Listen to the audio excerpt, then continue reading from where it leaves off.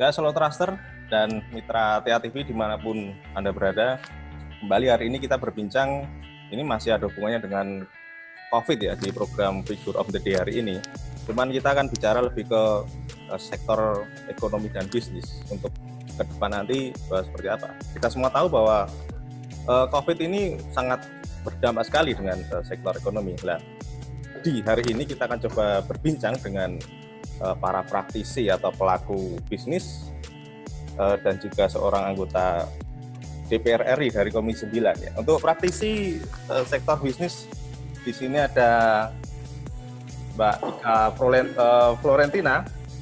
Beliau adalah GM Web Hotel. Ya, halo, selamat pagi Mbak Ika. Selamat pagi Mas Widi. Oke, gimana kabarnya Mbak Ika? Luar biasa. Luar biasa, oke. Yang kedua ada praktisi dari beliau adalah Marketing Director The Park Mall, yaitu Pak Dhani Johannes. Selamat pagi. Selamat pagi Mas Widi, selamat pagi Solo Truster. Kabar baik Pak? Kabar baik. Luar biasa. Lalu yang ketiga ada beliau adalah anggota Komisi 9 DPR RI. Ada Gus Nabil. Halo, selamat pagi Gus Nabil. Selamat siang Mas Widi. Oke. Ini di Jakarta ya? Iya, makanya saya bilang selamat siang. Selamat siang, oke. Di Jakarta udah siang, tapi di Solo masih pagi. Oke, dalam perbincangan kali ini kita akan coba bahas tentang bagaimana sektor bisnis ke depan ini. Oke, saya akan ke masing-masing pelaku bisnis atau praktisi di sini ya. Soal ini kan pandemik sudah berjalan gitu ya. Dampaknya ya kita nggak perlu bicarakan lagi, semua sektor kena, termasuk ekonomi bisnis juga. Nah ini kalau ke depannya, kalau baik kita memikirkan ke depan nih, kita nggak usah memikirkan dampaknya yang sudah seperti ini gitu. Ke depan kira-kira untuk sektor bisnisnya kan seperti apa ini? Saya ke Mbak Ika dulu, monggo. Ya, terima kasih Mas Widi. Jadi kalau dari perhotelan sendiri, khususnya di Vape Hotel Solo, saya kebetulan handle untuk 2 hotel, Vape Solo di Vape Hotel Manahan dan juga Vape Hotel Solo Baru. Satu di Solo, satu di Solo Baru di Sukoharjo. Untuk bisnis sendiri memang selama saya sendiri untuk memprogramkan dari sisi bisnis, saya bagi untuk beberapa periode. Kayak kemarin mulai dengan bulan April, Mei, Juni yang itu bisa disebut sampai dengan hari ini kan masa pandemik, Mas. Di masa pandemi ini memang yang terpenting yang kita prioritaskan adalah how to survive itu aja. Jadi bagaimana kita bisa survive dari sisi hotel operation, juga untuk Hotel Solo kita tetap buka dan alhamdulillah puji Tuhan untuk kamar pun juga kita masih around 30 sampai 40 kamar. Jadi sekitar occupancy 20%. Nah, ini bersyukur sekali sepertinya kalau saya melihat ya ini dengan adanya himbauan pemerintah dengan new normal ini, sepertinya ini akan perkiraan saya dari masa pandemik yang 3 bulan April, Mei, Juni ini akan lebih cepat selesai gitu Mas. Jadi untuk April, Mei kemarin kita sudah bisa melewati dan we are survive dengan itu. Alhamdulillah kita pun juga masih tetap surplus, artinya tidak minus gitu dengan BEP minimal yang kita berlakukan di Hotel Vape. Dengan adanya efisiensi, kemudian juga dengan adanya beberapa unpaid leave untuk minimize untuk PTB dan payroll kita. Nah, di bulan Juni ini kita nanti akan selesai pandemi, kita akan ke masa recovery gitu. Nah, di recovery ini kita prediksikan untuk okupansi bisa naik di angka 30% sampai dengan nanti Juli dan Agustus seperti itu. Yang kita lakukan untuk survive memang beberapa yang tadi sudah saya sampaikan dari sisi efisiensi, jadi terutama di sini dari sisi energi gitu kan, kita hanya membuka beberapa floor, kemudian juga dari sisi ketenaga kerjaan ya di sini Panabil ya, itu kita lakukan dengan adanya unpaid leave selama 15 hari. Nah, dengan di sini diharapkan dengan adanya unpaid leave 15 hari ini kan hotel tetap survive, tapi juga seluruh karyawan kita itu semuanya masih menerima gaji meskipun 50% seperti itu. Dan so far juga sih mereka happy, jadi artinya mereka cukup bersyukur karena kita hotel tetap survive, tetap buka seperti itu.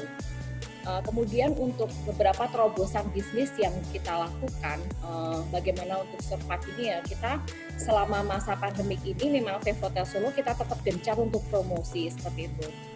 Jadi kita tetap melakukan yang namanya promosi, upload status di sosial media. Kemudian juga kita tetap melaksanakan promosi di baik sales marketing kita dari sisi direct selling dan sebagainya. Dan juga itu yang membuat kenapa kok kita juga beberapa launching beberapa paket, Mas Widi. Jadi memang dibanding dengan hotel lain sih bisa dikatakan Vape Hotel Solo bisa survive karena kita melakukan promosi seperti itu. Oke, Mbak Ika. Ya, selama mengalami pandemi ini artinya kan ada kesulitan-kesulitan secara bisnis juga, secara ekonomi juga. Nah ini kalau sejauh ini ada nggak semacam bantuan dari pemerintah atau uluran tangan pemerintah lah untuk sektor-sektor bisnis di hotel maupun di mall tadi? Ya kami bersyukur ya pemerintah Kota Surakarta dan juga pemerintah daerah Sukoharjo, karena di sini saya pegang 2 hotel ya, Vape Solo Baru dan Vape Manahan. Kami bersyukur karena pemerintah hadir dengan memberikan kebijakan-kebijakan, terutama di sini yang kami terima adalah keringanan pajak, Mas Widi. Jadi untuk dari Surakarta sendiri kami mendapatkan diskon pajak sebanyak 30%. Jadi selama periode pandemi ini dengan kita mengajukan keringanan. Kemudian dari Solo Baru sendiri di Sukoharjo kami alhamdulillah kami mendapatkan pembebasan pajak bulan April dan Mei. Dan kami berharap karena situasi KLB ini masih berlangsung sampai dengan tanggal 30 Juli ya, kami berharap selama masa KLB ini masih ada pembebasan pajak.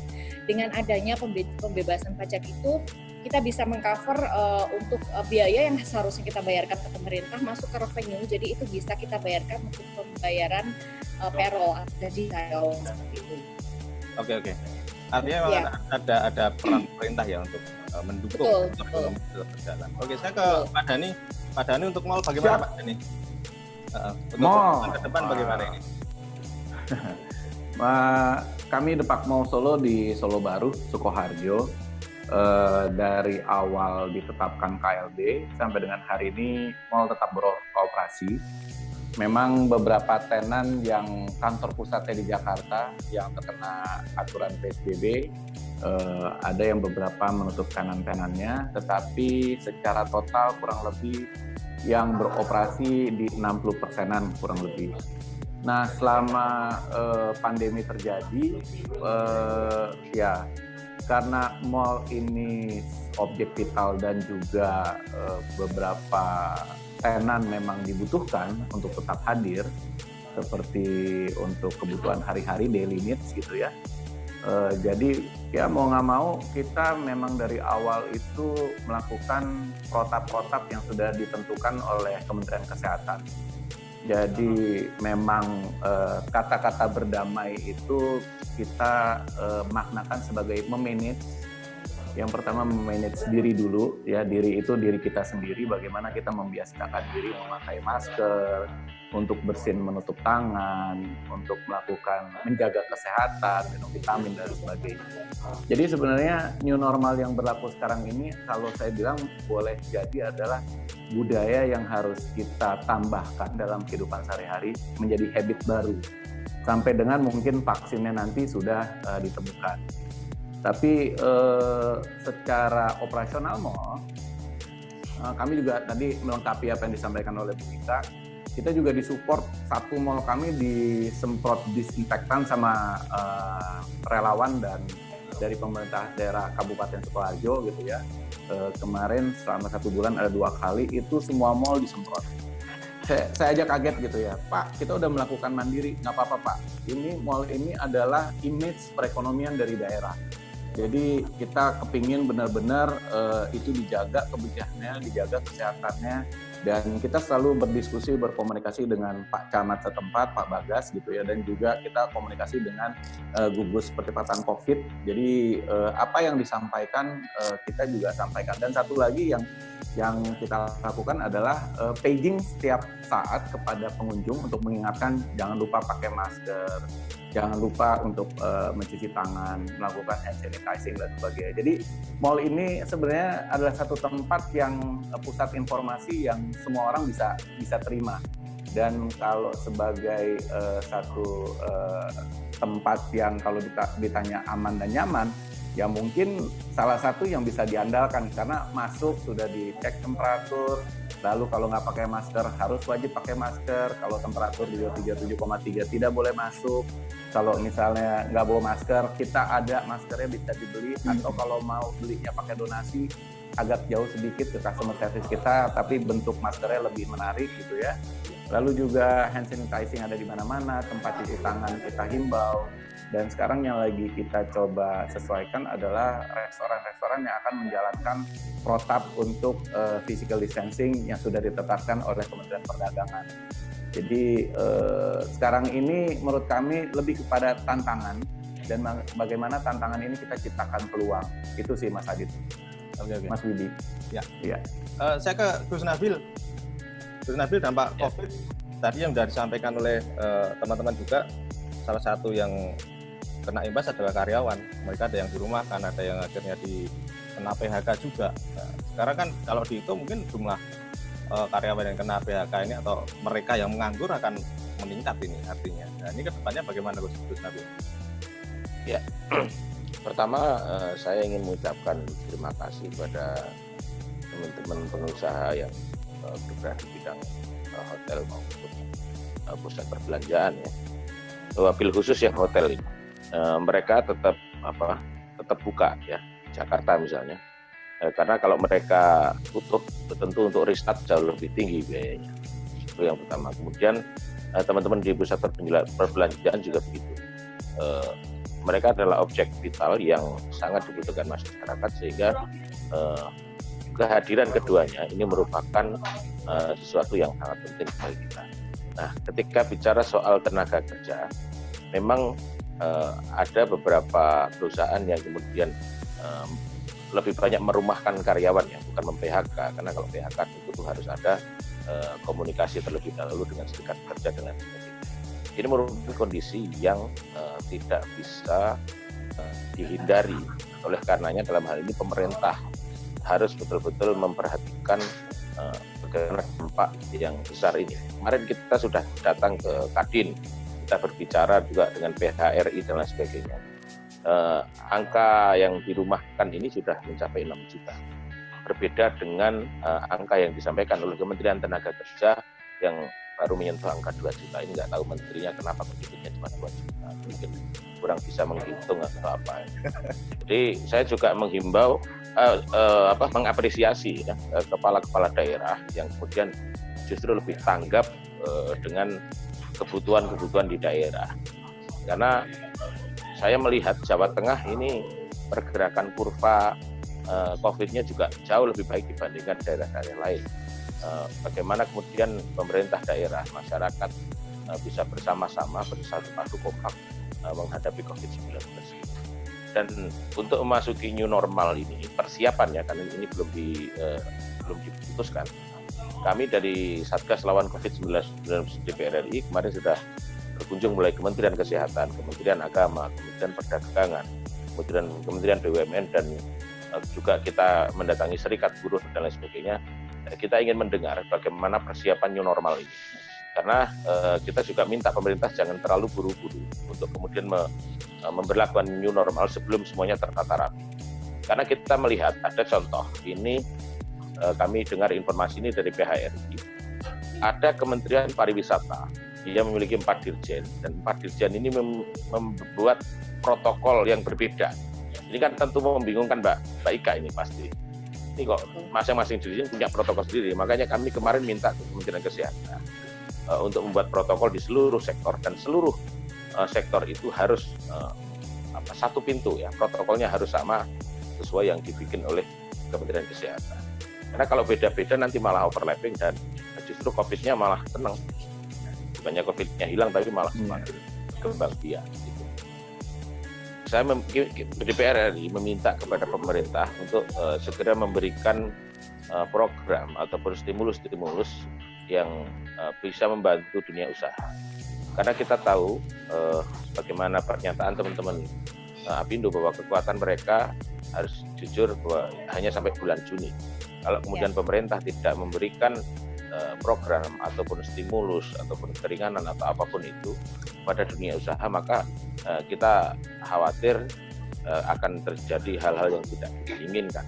Makanya kita mendorong kepada pemerintah untuk kemudian segera mengambil keputusan yang taktis dan strategis, karena dunia usaha inilah yang menyerap tenaga kerja. Dunia usaha inilah yang kemudian bisa memberikan ibaratnya nafkah untuk banyak orang. Dan saya kira pemerintah harus sesegera mungkin mengambil langkah-langkah. Ya, kalau menanggapi tentang new normal, artinya kan ada aturan-aturan ketat yang akan diterapkan ini. Sebenarnya aturan-aturan itu seperti apa, dan apakah dari teman-teman pengusaha ini sudah memahami betul ketika konsep new normal itu benar-benar diberlakukan? Saya ke Pak Dhani, monggo. Siap, saya setuju dengan Gus Nabil. Kemarin kebetulan kami besok itu mengundang tenan-tenan untuk menyamakan perspektif mengenai new normal ini. Ada dari protap dari Kemenkes, ada juga protap dari Kementerian Perdagangan, dan memang nampaknya usulan kami, Gus, mungkin memang dari asosiasi ataupun pengusaha bisa dilibatkan, karena memang dibutuhkan detail protap-protap yang bisa membantu bagaimana kita beroperasi. Jadi lebih komprehensif sehingga kita juga menyampaikannya kepada mitra-mitra kami itu bisa dengan mudah. Yang kedua, perlunya insentif yang tadi gue sampaikan dalam bentuk untuk future development dari apa yang kita rasakan sekarang. Jadi jangan kita terlalu melihat kondisi pada saat ini, tetapi bagaimana 3-6 bulan ke depan sih. Jadi misalnya kayak dari pajak bumi bangunan, misalnya dari retribusi dan lain sebagainya. Karena hal-hal itu jujur secara pendapatan saya juga sependapat dengan Bu Ika bahwa traffic mall pun turun drop sampai dengan 30%, Gus. Lalu juga penjualan dari masing-masing tenan juga ya laporan yang sama, mereka juga drop itu sebanyak 70%.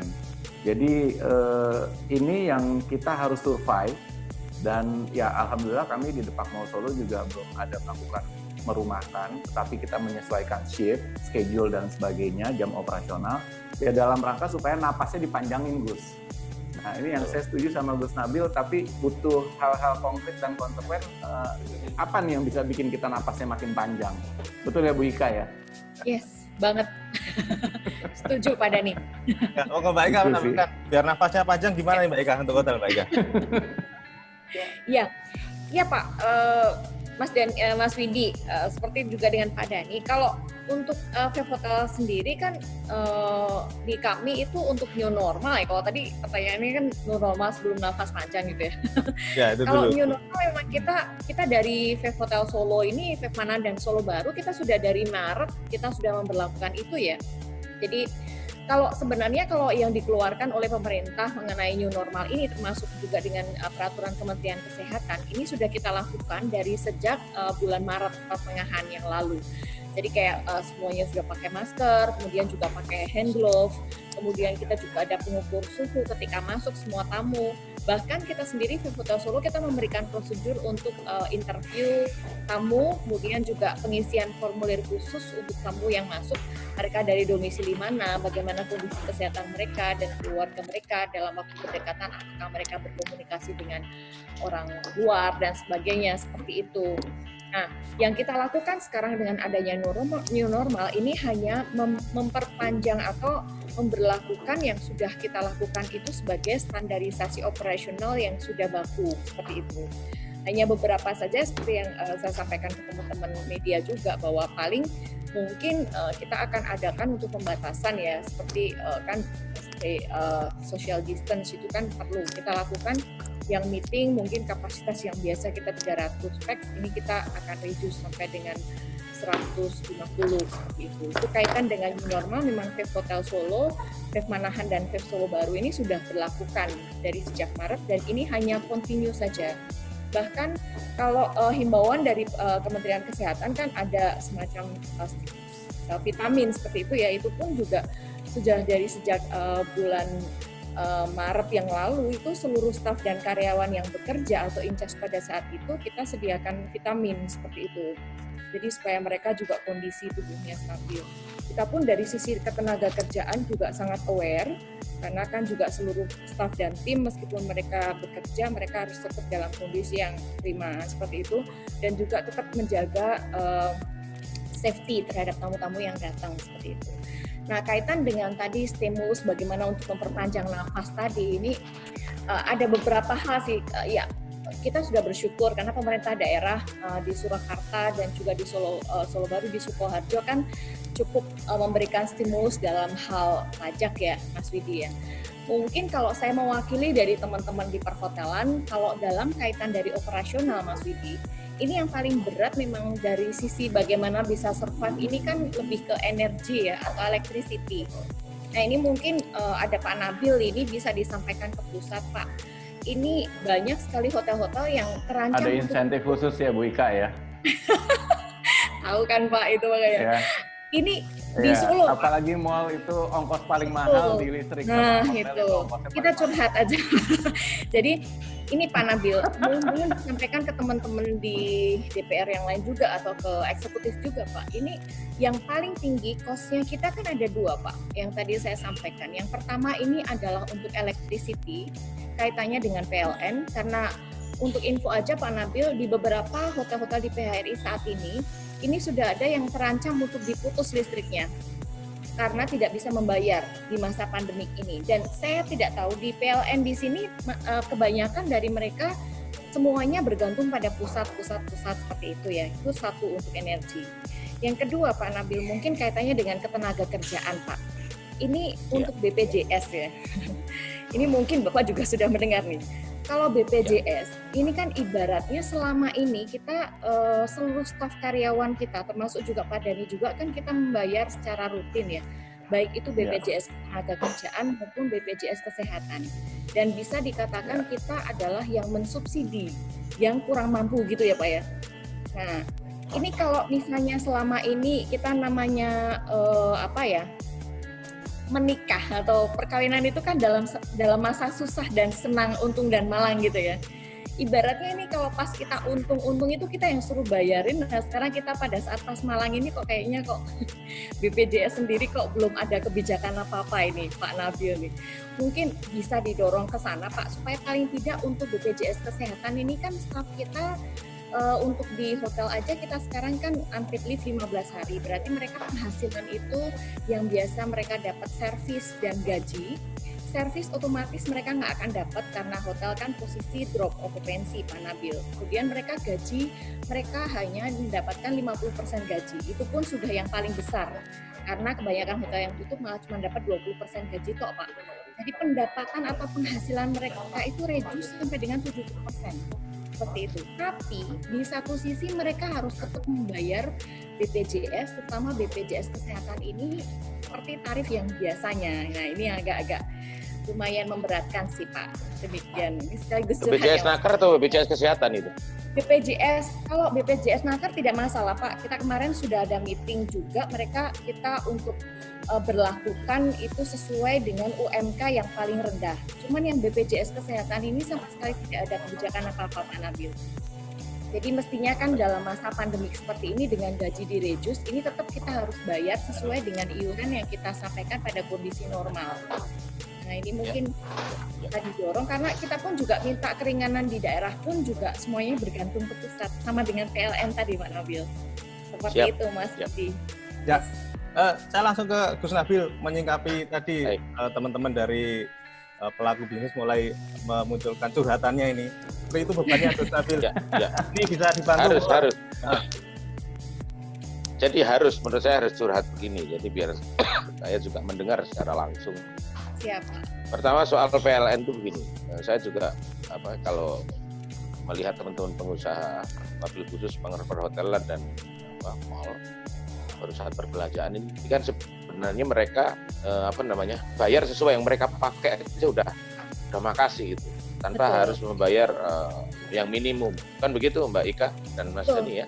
Nah ini memang Ya, PLN nanti melalui Menteri BUMN kami akan coba sampaikan, karena ini masih di masa reses ya, namun secara informal kami akan sampaikan. Itu yang pertama terkait listrik. Nah, kemudian yang BPJS Kesehatan, memang ini kan aneh, salah satu institusi yang lucu gitu. Tarif nggak naik, ya tetap naik, sampai akhirnya harus dipermalukan oleh masyarakat melalui judicial review. Nah, kami akan terus berjuang, semaksimal mungkin bagaimana kemudian BPJS bisa melakukan relaksasi setidaknya terkait BPJS Naker harusnya relaksasi, tapi kalau BPJS Kesehatan harusnya pemerintah sudah mengucurkan dana yang tidak kecil ya, untuk contoh misalnya untuk menanggulangi defisit saja 19 triliun dikeluarkan, kemudian untuk menutupi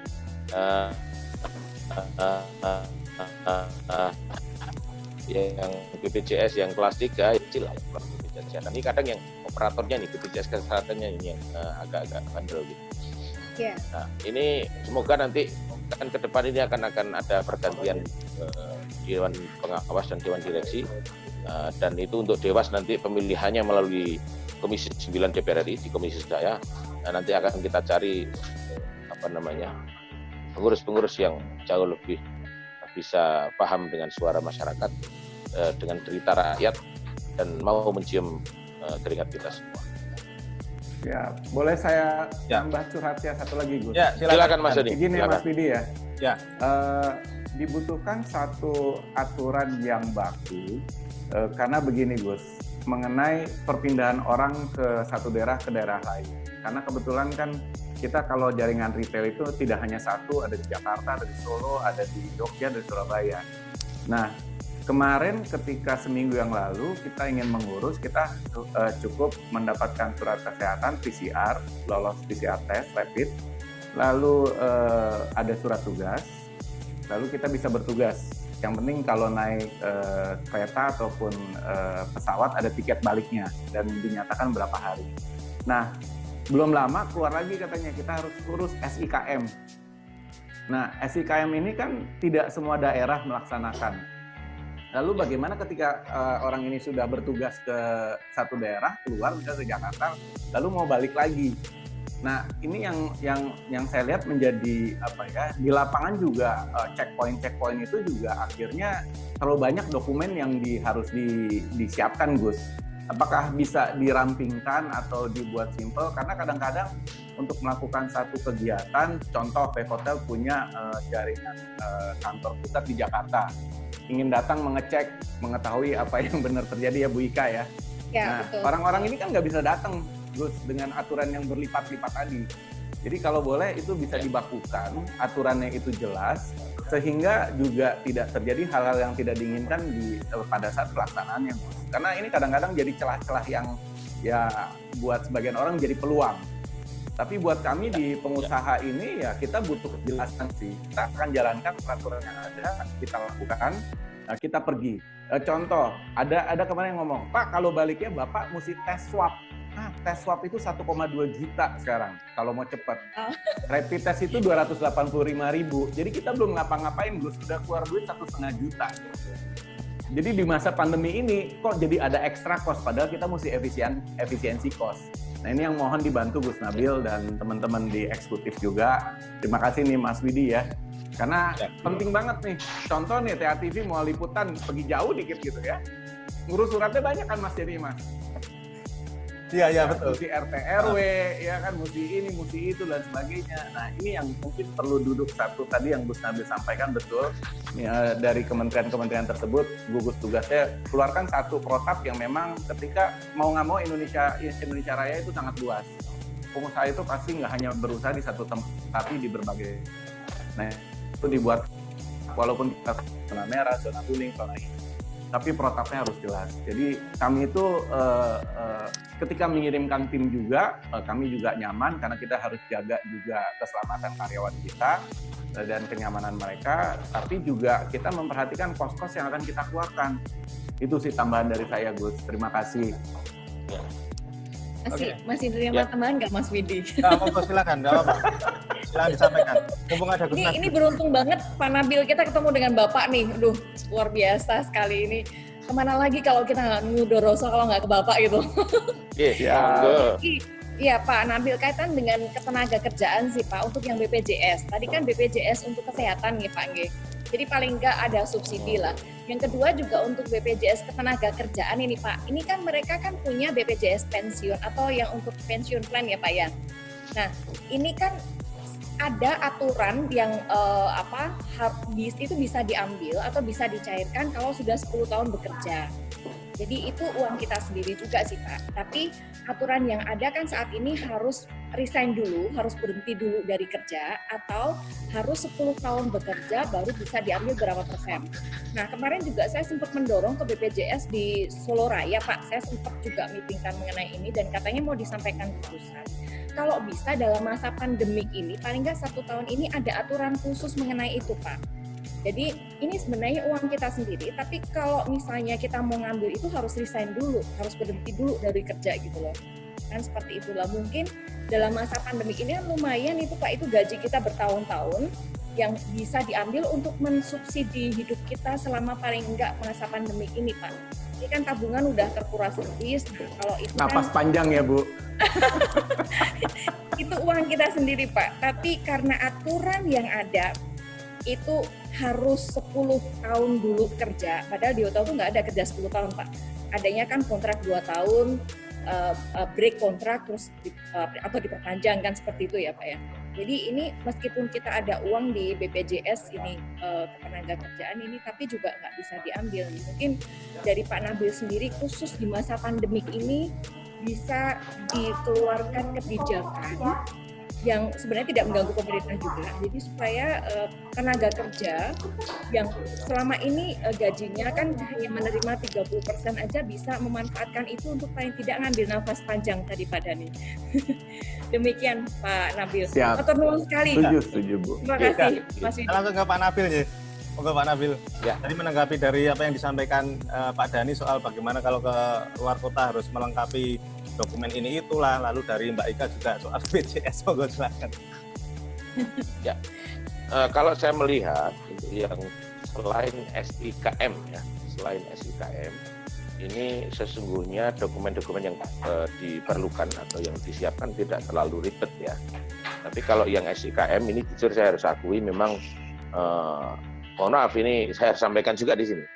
Wakil Ketua Komisi 9 saja ngurus SIKM nggak kelar-kelar. Padahal datanya sudah siap semua, dokumennya sudah ada semua. Itu. Jadi gini, selama tidak bisa mengurus SIKM, menurut saya harus jalan saja. Yang penting dokumen-dokumen yang dibutuhkan itu ada, entah di bundle, entah jadi PDF atau apa, yang bisa ditunjukkan ketika ada pemeriksaan di jalan. Dan kalau boleh saya sarankan opsinya untuk berpindah-pindah selama masih di Pulau Jawa, pakai darat saja. Karena saya selama ini juga pakai darat dan alhamdulillah lancar-lancar saja. Memang untuk SIKM ini banyak yang aneh ya.